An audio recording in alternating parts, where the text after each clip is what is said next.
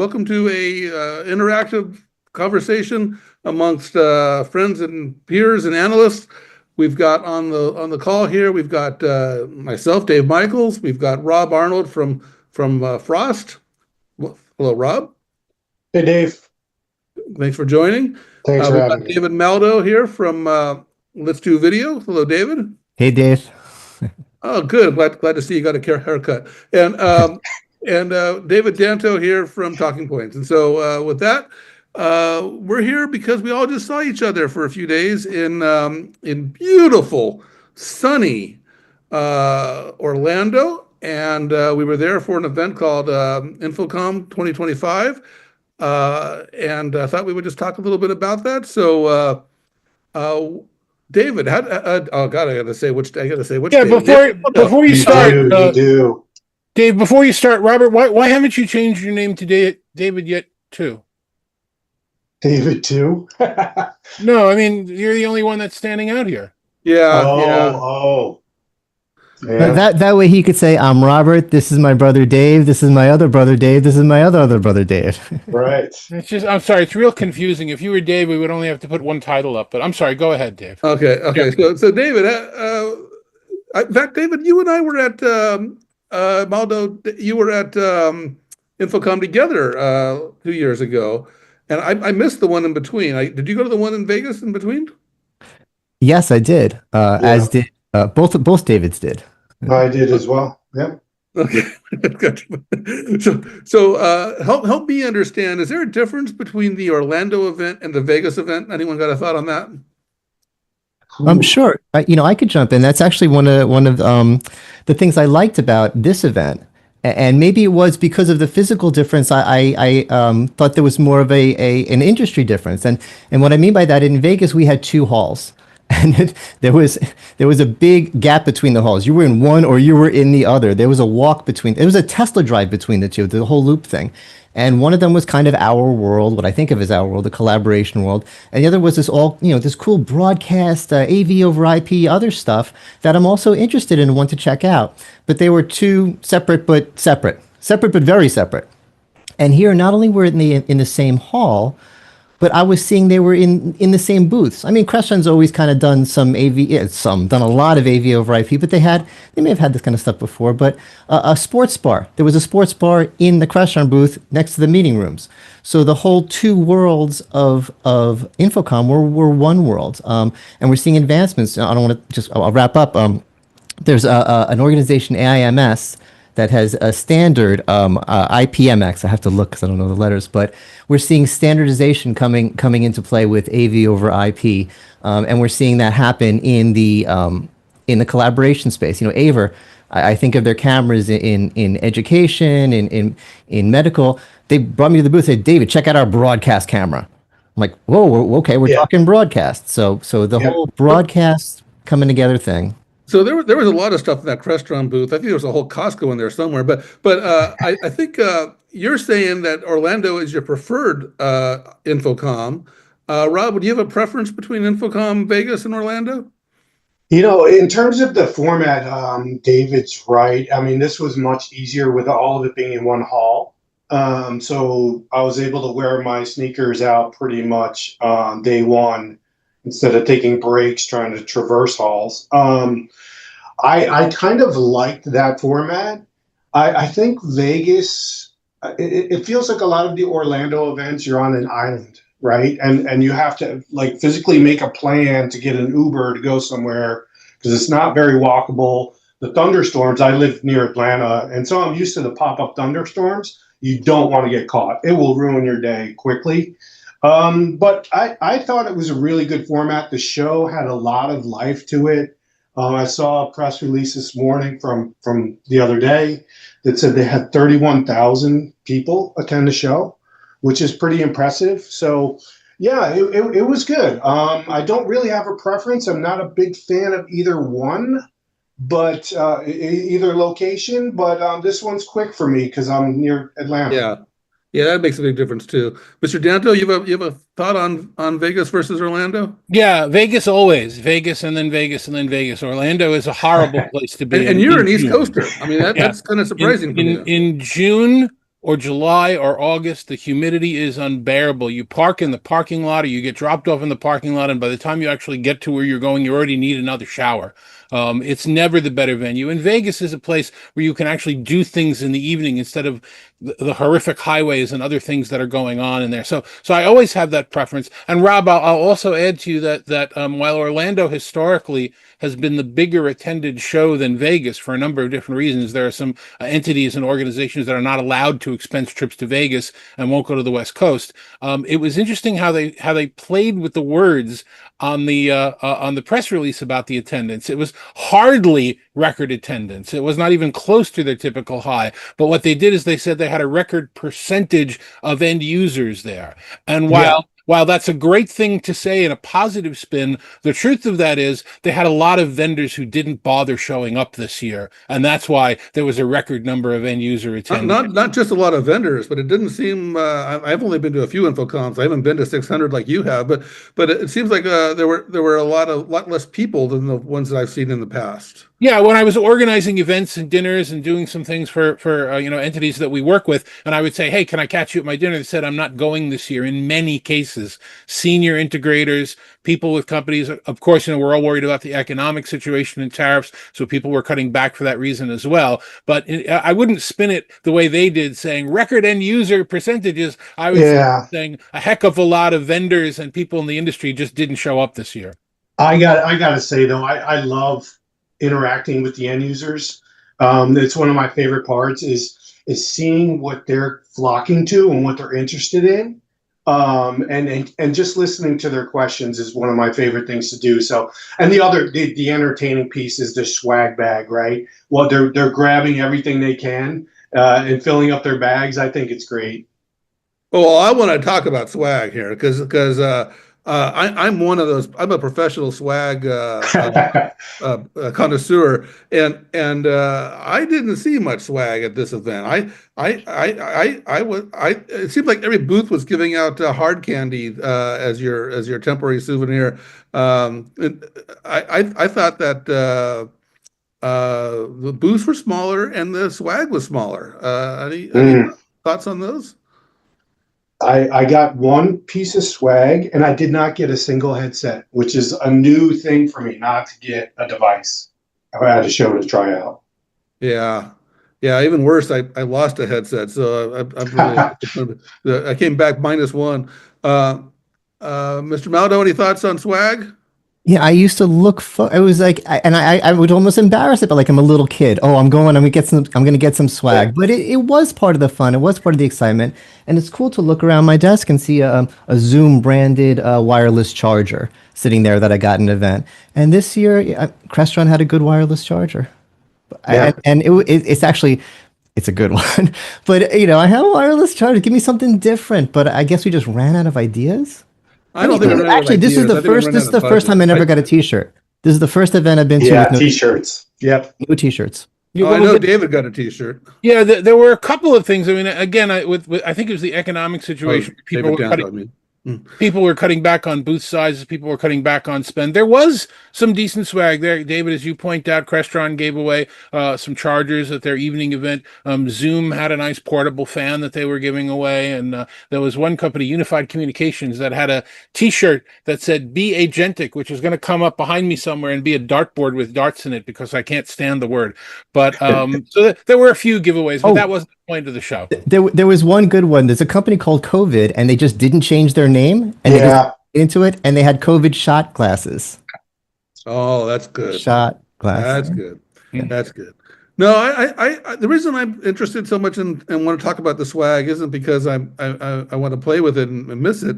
It's just that I think that there's a conversation here about shows. I mean, I know that some people were disappointed in Enterprise Connect, but I kind of feeling like shows are going to be different in this post-pandemic world. I don't think it's as easy to go to these events. We cut back on travel, and I'm not sure it's coming back. You got any thoughts on that? I would agree with you. I think that the era of the big centralized show is one that's waning right now. I don't think it'll ever actually go away, but I do think that vendors are looking at each other and either saying we can do this better ourselves, so that they can be the One of primary. the big ones. The big ones have their The own big venue. ones, yeah. Yeah. Or they're looking at each other and saying, "What's the justification for this spend?" And they're not getting the ROI that they had in years past because people now have access to these companies other places online by calls. So I think it's going to be much harder to have behemoth locations, shows that like we've had in the past. It's still valuable to network with peers like the folks on this call and some others that were invited, with end users, as Rob pointed out. It's still a valuable thing to go, but I agree with you. I think it's going to be very, very different going forward. Yeah, it's a great point. I think also what I've noticed is a lot of the larger vendors have now really focused on building out their executive briefing centers. So in tier one cities, you've got Cisco, Zoom, and others that have built a number of these locations, so their customers and prospects can go and visit them and see all their partner devices and everything in one location in a concentrated way, in a more controlled way for the vendor. There's one now in the UK that Zoom opened up, and I've been hearing it's been very, very busy. Yeah, I felt I had an epiphany when I was at Mobile World Congress early in the year, and that event, all the booths or stands, whatever you want to call them, were all about meetings. They were all, I mean, they weren't meetings like conference room meetings like we talk about normally. They were there to do business. They had rooms, and they come into our meeting, and some of the stands were big, and they just had multiple meeting rooms inside them. They didn't have showrooms. And if you think about it, there's not much for a mobile carrier to really show in a showroom unless you're selling devices, and those guys had traditional booths. But mostly about getting business done. And I was thinking, oh, that's what shows are about getting business done. And I think about the way I go to shows, it's all meetings for me. It's probably all meetings for all of you. And so I was kind of thinking that the future of these big events are just about meetings and less about showrooms. And this one's kind of an exception because this is a device show. And so there are lots of showroom stuff, but it's still kind of in that middle ground, and there's still lots of meetings happening. And so I think I think some of the booths were a lot smaller than the restaurants probably wasn't. But a lot of the booths were a lot smaller. I mean, I think you're right, and I think that trend is going to continue because I think just for the reasons you're saying, we talk to these vendors, they're very focused on the ROI, and they get very specific ROI out of the meetings and those other things. And sure, there's also ROI out of the exposure, but they used to see these events as an unlimited ROI bucket. As much as you can possibly spend on InfoComm, every dollar you'll get ROI out of the exposure somehow, just put it all in there. And now they're saying that no, there's still ROI there, but it's specific ROI. There's some exposure ROI, there's some meeting ROI. It's not an unlimited ROI bucket. So I think what obviously makes sense for them is to spend still do these events, but spend a lot less of these events and spend a lot more on the four of us. I mean, you're all absolutely right.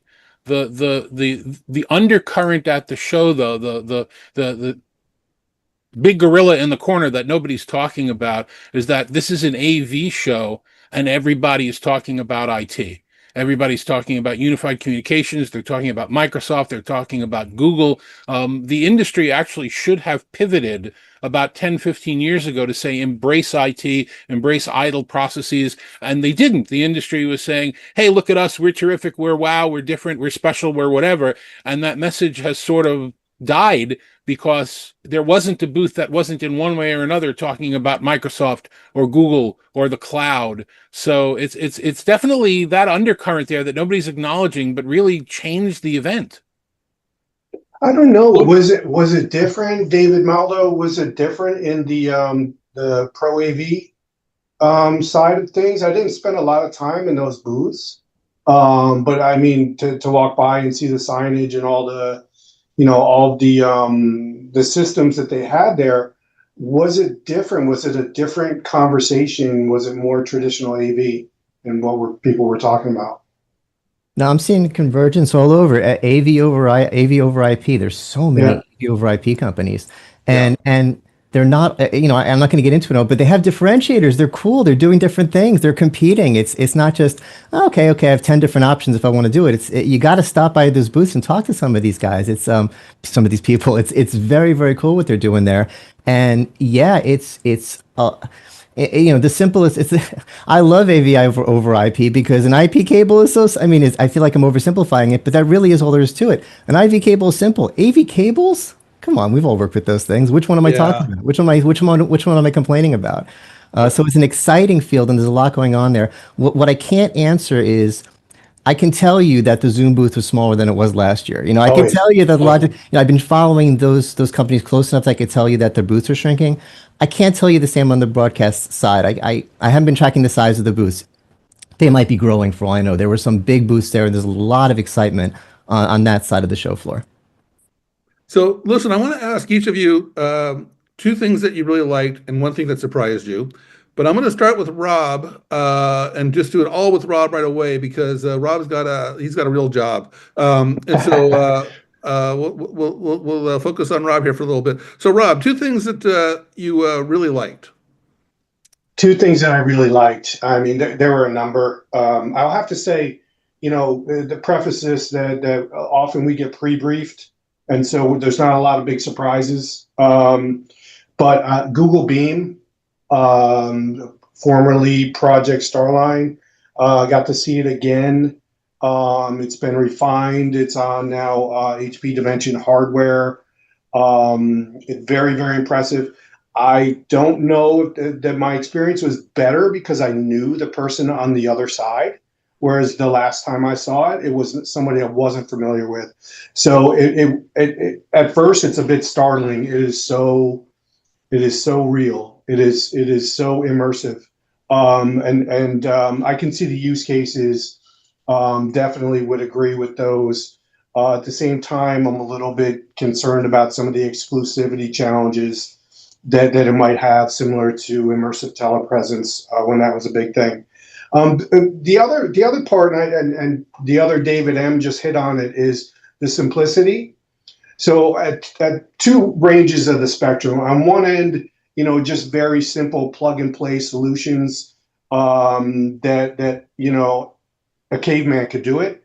On the other hand, very, very sophisticated AI camera tracking, speaker tracking solutions that take all the complexity away from the meeting.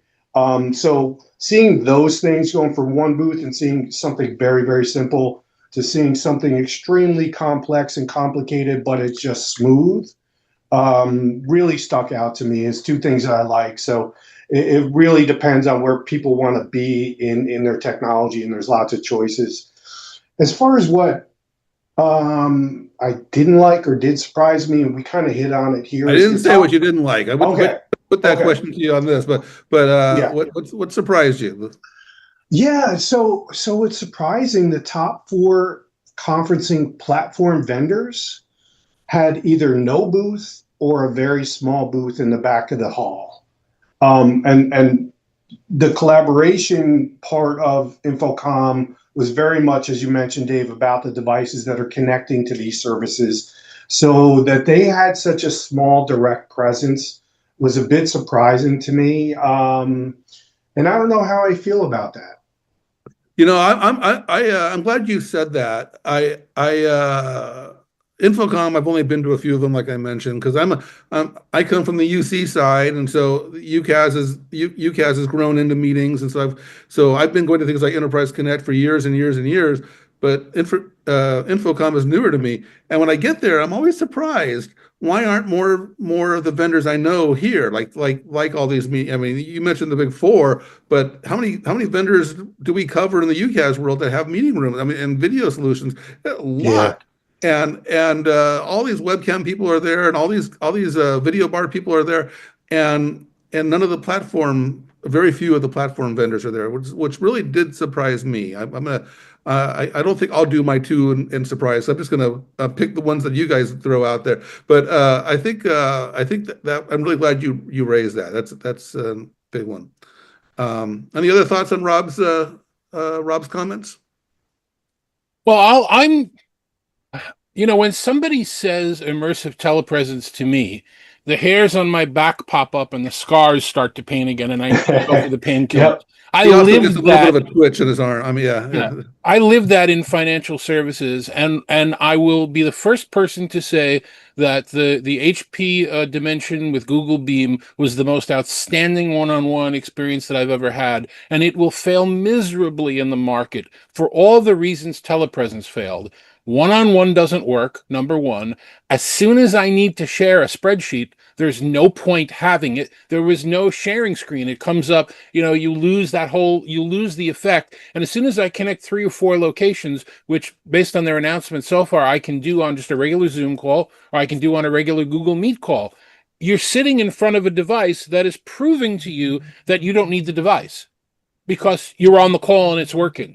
So I see this as being exactly the same as the telepresence bubble. People will get excited about the experience. It'll buy a bunch of them. People will realize they don't need them, can't use them, too limited. Then they'll go away and vendors will make money taking them out again. So I don't know why we would want to go on that merry-go-round again. That's the only comment that I have. When Rob brought up the Beam and the Dimension product, I was wondering if it was going to be a recurring theme or if it was just going to, if someone was going to chime in. But of course, this is a great conversation. I'm going to quote. I hope I don't get in trouble for this. Many of you know Ira, another analyst in the sector.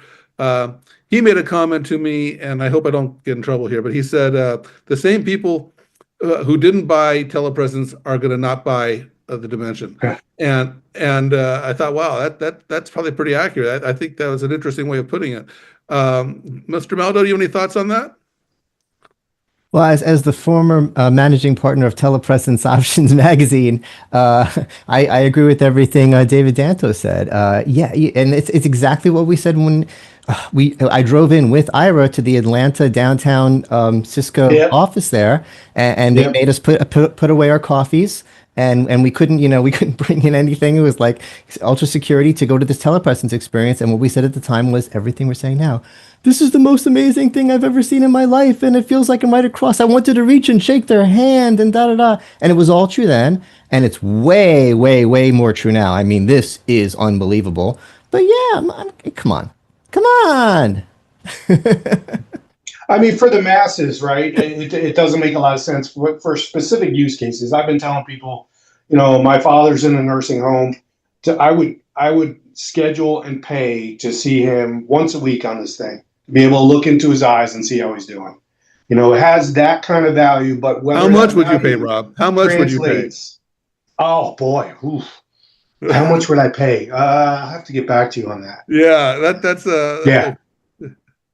Yeah. No, so I shared one of the thoughts on the Dimension with Mr. Maldo, but it was before you saw it, David. I was surprised that the Dimension and Beam experience had a virtual background because you're inside a booth, and I thought the booth, you've got control of the background. You don't need to hide things or whatever. So I was surprised that they actually use a virtual background. David, you were gonna go to it. I don't know if you ever made it to the demo, but I guess you did. You did say you did. So, any thoughts on why there's a virtual background in that experience? Well, in order to achieve the best visual, there are a lot of circumstances that need to be controlled. There's lighting on the back of the unit, lighting the wall, which brings the contrast. But you're inside a booth. You're inside a room. Yeah. They're optimized.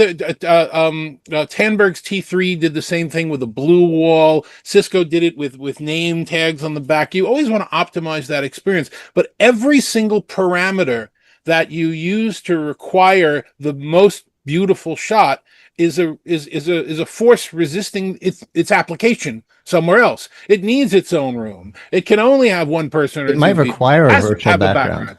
Yeah, the effect might not work with a real room because they're manipulating a lot of things. When you move your head, everything's on the screen. Yeah, background moves differently than the person moves. And Rob, you would want to talk to your relative in a nursing home or in another place, but would you want to drive 45 minutes to do it instead of just using the computer that's sitting on your desk and doing it anytime you want? So again, I think as people use it, would you make your father drive to the nearest booth? That'd be scary. Yeah. It's going to be a showcase product. It's going to be beautiful. It's going to be nice, just like immersive telepresence, and just there like will be Polycom customers. Centro. it will have customers. It'll be that could afford it and want it, and there's and use Yeah. cases. And so, all right, let's get back to two things that you liked, Mr. Maldo. Oh, give us one thing you liked, Mr. Maldo. Then we'll go to Mr. Danta. I'm gonna hop, gents. Yeah, Thanks let's for let your Rob time. go. This has been fun. Cheers. Thank you. Okay, one thing that I liked, Rob. Bye, Rob. One thing I liked was the presence of Elgato at the show. I've been a big fan of this company forever. They're a Twitch darling. They've been marketing themselves to desktop streamers. And ever since the pandemic, even before the pandemic, I've been saying a desktop streamer setup is an executive home Zoom team setup. The same exact thing. And I have clients coming to me saying, recommend a shopping list. I want to look good on Zoom when I'm working at home. And I send them to Elgato. It's perfect. You don't want to recommend cheap stuff to your execs. Everything I know about Elgato, I've learned from watching your videos. Actually, you've had some of their products you've featured, and I've learned a lot about them. You do a good job. Thank you. I'm a big fanboy. I'm hoping they'll notice me. I am in love with them, but it's not just it's not just that. It really is. This is what I recommend. When I'm talking to an exec, I don't want to waste their money, but I don't want to recommend something cheap. The pricing is right where it should be. And it's webcam, microphone, lighting, mixer. It's the home, a prompter. It's the home streaming setup. And I've been saying, why aren't they at InfoComm? And they were here and they won 2 awards. So I was happy to see them there. And I feel like I left Orlando and I flew directly to Brussels. I'm in Brussels now, and I went for a walk around the hotel, and there's an Elgato building next door, and it's like, oh, there's just no escape. There's just no escape. But yeah, that's. But just to wrap it up, I feel like ever since the pandemic, we've been talking about hybrid, and all we've been talking about is meeting room. And why don't we have anything cool? Why? And I blame our vendors. The vendors that we love and talk about all the time that make the most amazing meeting room stuff. I always say when we go to their events, give me something I can use. Make me a cool new webcam. And they say, no. Yeah. Well, there's a gap in our industry, and hopefully this will cause some change. All right. Mr. Danto, do you have any thoughts on one of your things you liked you want to share? Well, I one of the things that we've talked about the IT creep of convergence. We've talked about some of the products. One of the things that I want to say that's a trend that nobody really mentioned is simplification, which is really interesting in an industry where there are integrators, and you typically, as an end user, buy from integrators. You have manufacturers now making products that will work wider use cases, larger rooms, different things. Used to have to be, when the video bars came in, it was a drop-in system, but for 8 people or for 6 people. But if you had 12, 14, 16, you needed some custom stuff. And the need for the custom stuff is starting to shrink. It's the simple rooms are migrating to larger spaces. You had both Logitech with their Sight and Neat with the Neat Center. You can now daisy chain, so you can have 2 of them on the desk. You have the Nareva HDX system, which you plug all of their speakers and microphones in that you've slapped on the wall, and you press a button and it configures itself for voice lift in the room. Yeah. And I could, go on and on about all of these things that are now much simpler to operate. And you see this when you see the largest integrators in the company buying out the smaller ones. Yeah, I want to be fair. You said no one mentioned it, but Rob did mention that as one of his things. But he was talking more about how complicated things used to be, just to working the remotes and tracking speakers. You're talking more about the functional capabilities of these devices. And it's good to point that out, because I'm talking about the simplification, not of use. I'm talking about the simplification of install. There are more and more of these products that used to, solutions that used to require intensive expertise to get things done. Yeah. Put the microphones exactly where they should be and making sure that the acoustics are right. You know what? Yeah, but it's all a bunch of wasted effort and money, because then users aren't capable of installing this stuff, as you know. Well, I think that there are more and more companies that either don't have AV training or chops, or internal technology groups, HR groups, facilities groups, that are putting things in because they're now so much easier to do. Yeah, no, that's obviously the point. It's another transition that's taking place in this industry of transitions. All right. We'll go back. We'll stick with you, Mr. Dano, for a moment. We'll come back to Mr. Maldo. Another thing you liked. Another thing I liked. Covered a lot already. Running out. Yeah, I like the ability to see my network. That's the value of the trade shows. That's the value of Enterprise Connect. It's the value of InfoComm. It's the value of ISE. I get to go there and talk to people and hug people. I was touring with a group of clients around the place, and I couldn't get to where I was going because every 30 feet I see somebody else, and we hug each other. I can confirm this is true. It is no fun walking around InfoComm with Mr. Dano because he can't walk very far without somebody coming up to him. It's impressive, absolutely impressive. And so I don't have that problem. I'm fortunate, and I don't have that. Well, problem. you have that problem at other conferences. Yeah. All right, Mr. Meldo, one more thing you liked. Well, we covered the second thing I liked, which was the convergencing, the broadcast AV over IP in the booths where we usually see just the collaboration stuff. So can I jump to my surprise? Yeah.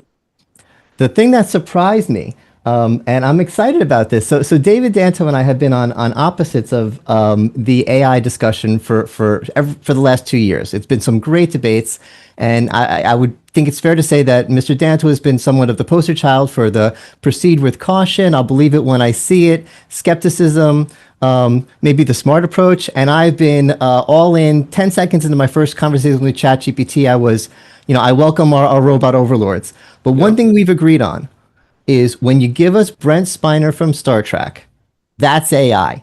When you give us Data the robot, and instead of saying, program, can you configure meeting room 3 to parameters 5, 6, you say, Data, go set up meeting room 3, just like you would with the person. When you give us that, then we're there, and we both agree it's not there yet. We haven't seen it yet. But at the show, I saw it. Our friend Sam Kennedy's booth. It's not Data. Her name is Lena. She's got a gender. Her name is Lena. And he talked to her in natural language, and he said, Lena, what's going on with meeting room 3? Is it cool? And it said, in meeting room 3, we're set up for a Zoom meeting at this time where we have this microphone to ba-ba-da-ba-da-ba-da-ba-da. Oh, great. Any other problems on the network? Yeah, it was Brent Spiner responding to Captain Picard. Yeah, I got to there. correct you there, Mr. Maldo. What you mean is Data, not Brent Spiner. When you bring Brent Spiner, it's just an actor. It doesn't. It's all a man behind the curtain. When you bring Data, is what you want. You want the illusion. You're right. Yeah. Okay. You're right. You're right. Well, I will point out that I thought it was extremely cool that my friends at NetSpeak, Eric and Sam, printed up cards for Lena.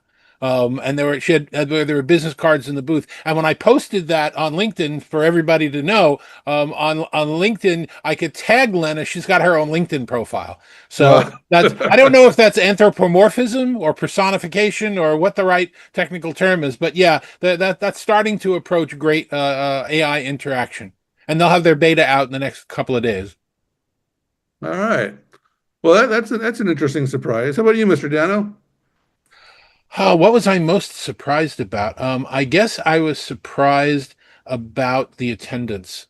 I for many years at many events, I moderate a dinner amongst 10, 15, 20, 30 people around a big square table. And it's a beautiful event that I've done. And you were there for a little while this year, Dave, where the food actually disappears. You're not even paying attention to it. The conversation is so fluid and wild across the table.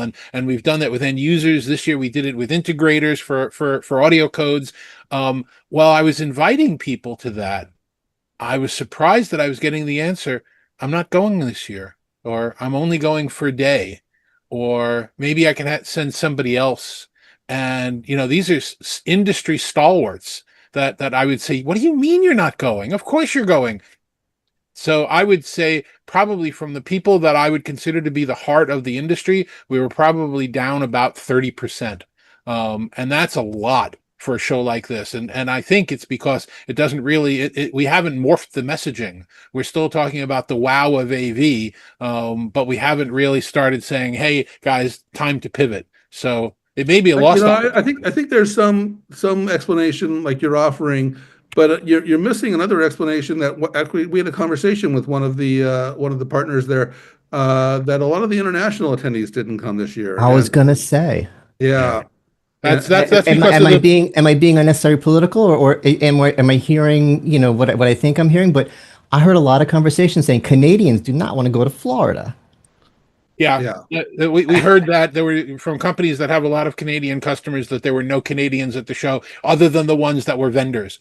Yeah, you have to acknowledge the politics going on in the world, how miserable it is, no matter what you believe, and that certainly was an impact on the show as well. And I'm looking, I'm scared for CES. CES in Vegas in January fills the entire South Hall with vendors from Asia. And I don't know if they're going to be there this year. I don't know what it's going to do to that show. So, it's not a friendly time to be traveling around the world as we've all experienced. All right. Go Gators. Well, I've covered all the topics that I have for this conversation. Any other parting comments before we wrap this up? I see a hand up. I see a hand Yeah, up. I should click the hand. No, I have a hand up. David, you and I, shameless plug, did our pick hits again at the show this year. And over the course of the next few days, you'll be seeing many streams, many videos, short, long, medium, words, vertical, horizontal, everything else. Yeah, I'll cut to the chase right there. We're going to be very busy with a lot of content, so I would suggest viewers follow our socials to see what's going on there. How about you, David Maldo? Are you going to be posting much content out of ICE? Yeah, I'll be either smiling for the camera or in my video editor for the next couple of weeks. Lots of good stuff. Okay, very good. All right. Well, with that, I want to thank you and Rob for joining us on this conversation. It's kind of a last minute thing, but next year we should plan this ahead in advance. Maybe even do it at the show. And thank you for all of you for watching.